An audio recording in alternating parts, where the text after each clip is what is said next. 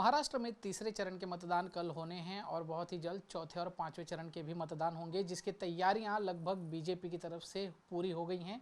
और इसी पर हमारे साथ बात करने के लिए हैं बीजेपी के महाराष्ट्र लोकसभा चुनावों के प्रभारी दिनेश शर्मा जी और बीजेपी नेता। सर, पहले तो आज तक से बात करने के लिए शुक्रिया, धन्यवाद। सर, महाराष्ट्र में कल तीसरे चरण के मतदान होने हैं, 2 चरण के हो चुके हैं, आपने पूरी जिम्मेदारी संभाली है, पहले दिन से महाराष्ट्र में आप देख रहे हैं। क्या लगता है कितने सीटों पर अब तक बीजेपी की ताकत आपको दिखेगी इन 2 चुनावों में? ये आश्चर्यजनक परिणाम हो गए और जिस तरीके से वातावरण तेजी से बदला है, जैसे जैसे चुनाव आगे बढ़ता जा रहा है, इंडी गठबंधन का विखंडन होता जा रहा है।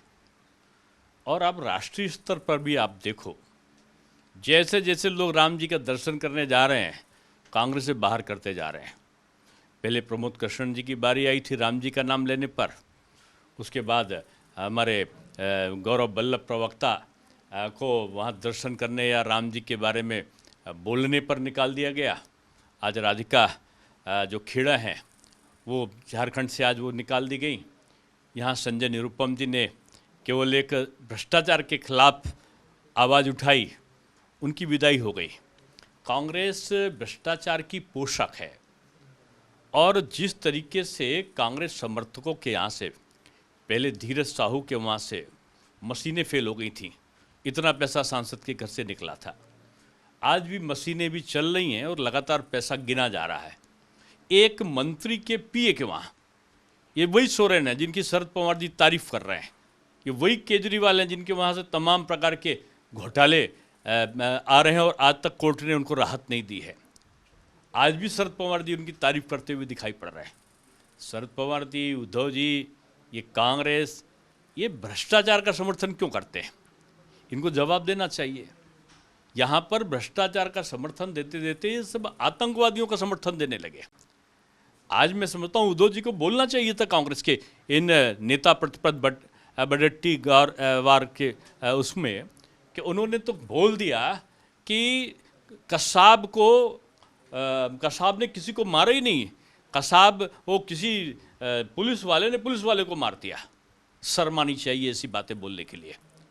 ये वोट के लिए, तुष्टीकरण के लिए, सांप्रदायिक पोलराइजेशन के लिए इस प्रकार की भाषा बोल के, जो पाकिस्तान भाषा बोल रहा है वो कांग्रेस भाषा बोलेगी। कांग्रेस को उनको निकाल देना चाहिए था। निकालने के बजाय आज आप उनका महिमा मंडन कर रहे हैं। जिन व्यक्ति ने ये 3 बजे रात को एक कांग्रेस वाले आतंकवादी को फांसी ना हो उसके लिए कोर्ट को खुलवा कर उसकी पैरोकारी कर रहे थे, यही उज्जवल निकम जी उस समय पैरोकारी करके आतंकवादियों को फांसी हो, दंड मिले, उसके लिए प्रयास कर रहे थे। आप प्रशंसा नहीं कर सकते, लेकिन आतंकवाद को आप पोषण कैसे कर सकते हैं?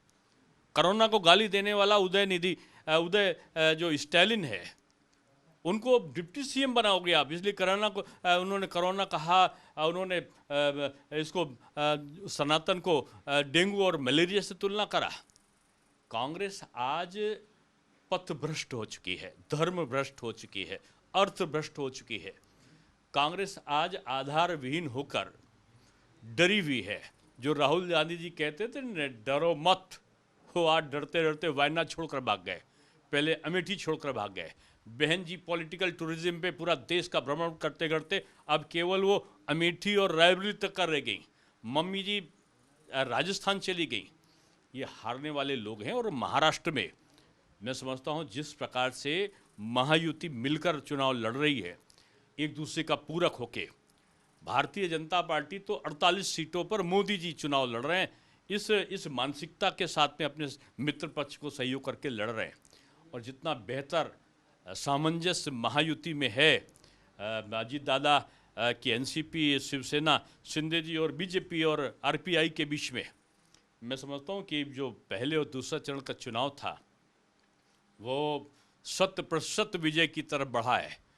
और जो आने वाली 11 सीटों का मतदान कल है, मैं समझता हूँ रिकॉर्ड टूटेगा महाराष्ट्र का इस बार।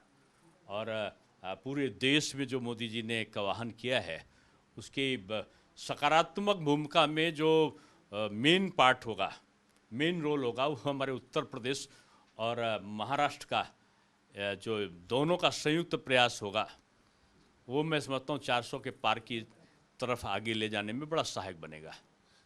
जी, आपने एक बयान की बात की जो विजय वडेट्टीवार जी की तरफ से कल दिया गया था, लेकिन पंजाब के पूर्व मुख्यमंत्री चरणजीत सिंह चन्नी ने भी कल एक बयान दिया था जो कश्मीर में हमला हुआ आतंकवादियों का उसको लेकर कि एक स्टंट था।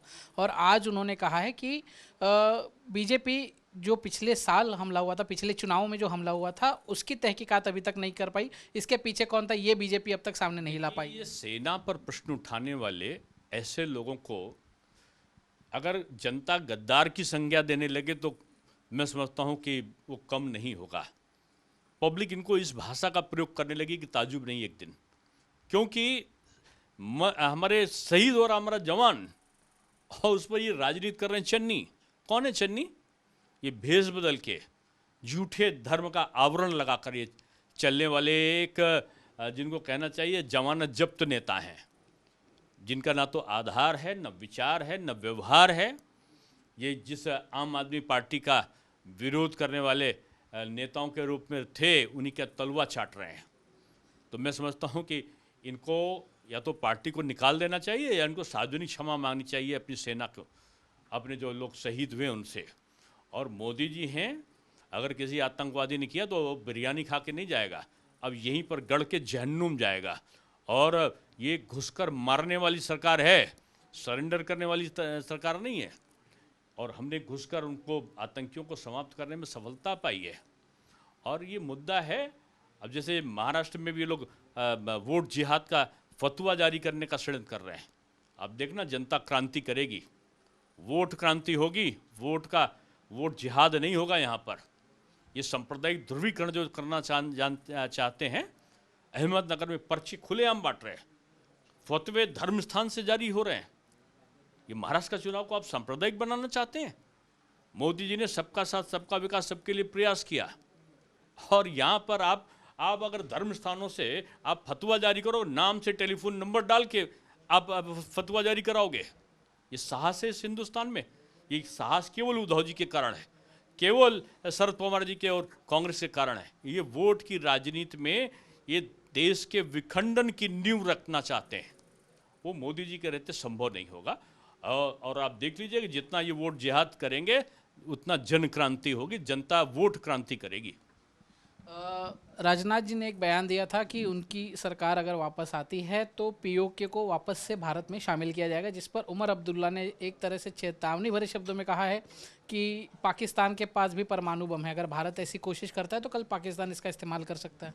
इन सबको एक अच्छा सा कमरा लेके पाकिस्तान में रहना चाहिए, जहाँ पर इनको लाइन लगाना पड़े आटा के लिए, इन पर लाठीचार्ज हो, तब इनको समझ में आएगा कि पाकिस्तान की पैरोकारी का हश्र क्या होता है।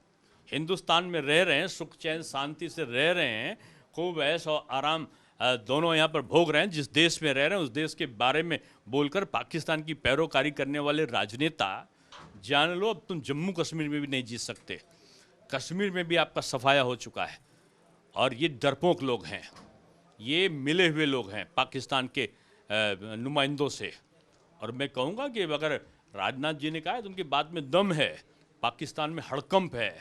पाकिस्तान की खुद सेना के लोग बताते थे कि जब वो हमारा अभिनंदन पायलट को रिहा करने के लिए 24 घंटे की मियाद मोदी जी की सरकार ने हमारे यहाँ की सेना ने दी थी, तो उनके हाथ काँप रहे थे। हम नहीं कह रहे, पाकिस्तान का मीडिया चिल्ला रहा था कि वहाँ के सेना अध्यक्ष के पैर काँप रहे थे। ये वो वाली सरकार है।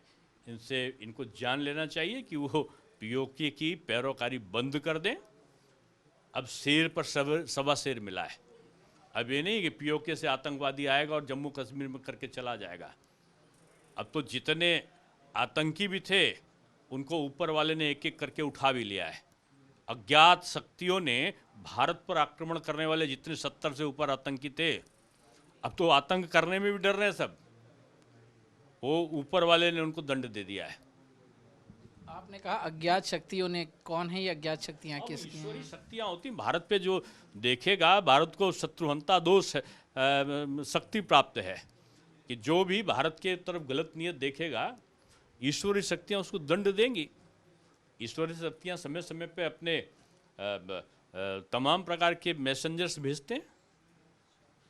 एक आखिरी सवाल सर, महाराष्ट्र के चुनाव को आप इतने नज़दीक से देख रहे हैं, आप खुद उसका नेतृत्व कर रहे हैं।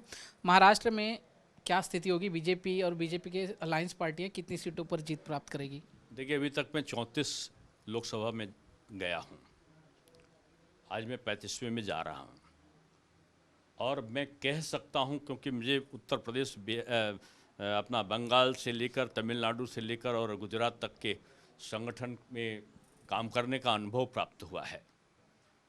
अंडर करंट जिसको कहते हैं, यहाँ पर मोदी करंट चल रहा है 440 वोल्ट का, जो 4 जून को विपक्ष को लगने वाला है।